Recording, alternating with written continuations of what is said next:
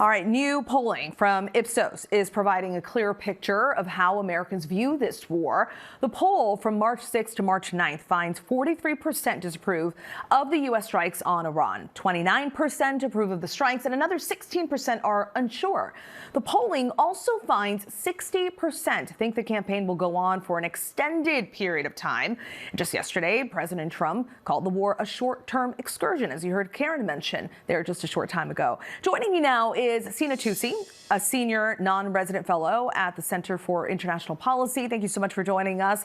What is your reaction to that polling, and what's the bigger impact of a lack of domestic support for the war? Yes, I think this poll and other polls show that, whether giant plurality of Americans or a majority of Americans are against this war. And this is very much in contrast with past big wars in the Middle East. For example, the George W. Bush administration launched the Iraq war after making a big case to the American public, after going to the UN, and it had something like 70 to 80% public approval when that war started. And right now, Trump is starting this war with large numbers of Americans against it, and it's fast, I would argue, becoming a quagmire. Yeah, 49% think the conflict will have a mostly negative impact on their own personal financial situation. What does that tell you about how this war is translating here at home? I mean, that's likely, unfortunately, because Iran has closed the Strait of Hormuz in an effective way, in a de facto way. Ships aren't passing through that strait. Upwards of 15 million barrels of oil are now offline that were previously part of the global market, and that's having knock-on ramifications for the global economy. A lot of stock market volatility, oil price volatility, and this is only going to be an accumulating cost over time. Some countries are opening their strategic reserves of oil, but those will at most last a couple months, depending on the country. And over time, if this conflict continues or perhaps gets more ugly in the entire Persian Gulf region, it could have, inflationary impacts for the average American consumer as well. And I'm sure you've heard that the U.S. intensified strikes today. What does that tell you about the current direction of this war? It's unclear because a lot of the rhetoric from the Trump administration seems to suggest that they are trying to declare victory or trying to wind this down.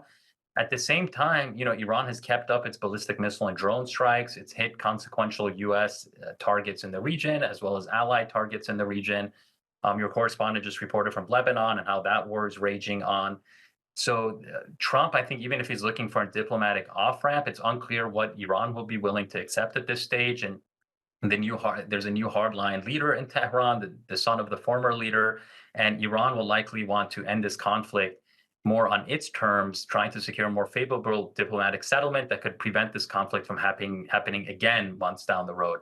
And on that same note, we are seeing that other areas, other countries are being hit. Bahrain, UAE, Lebanon, as you heard from Matt Rivers there in the area.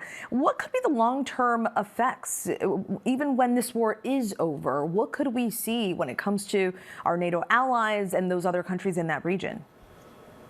That will be something key to watch out for. This war can have many significant strategic ramifications, especially these countries and these U.S. bases that have been hit in the Persian Gulf. These are longtime U.S. allies, and these countries didn't want this war. Countries like Qatar, Saudi Arabia, even the UAE, and many of their officials, including in recent days, have spoken out about the U.S. dragging these countries into this war, that a senior Qatari official said today that this was an "I told you so" moment for them. So going forward, if the U.S. was unable to protect these countries, if it got them into a conflict that they didn't want, that could have strategic ramifications in these countries, perhaps reassessing their national security strategies and depending on the U.S. for military support and guarantees. All right, we will all be watching. Sina, Toossi for us this afternoon. Thank you.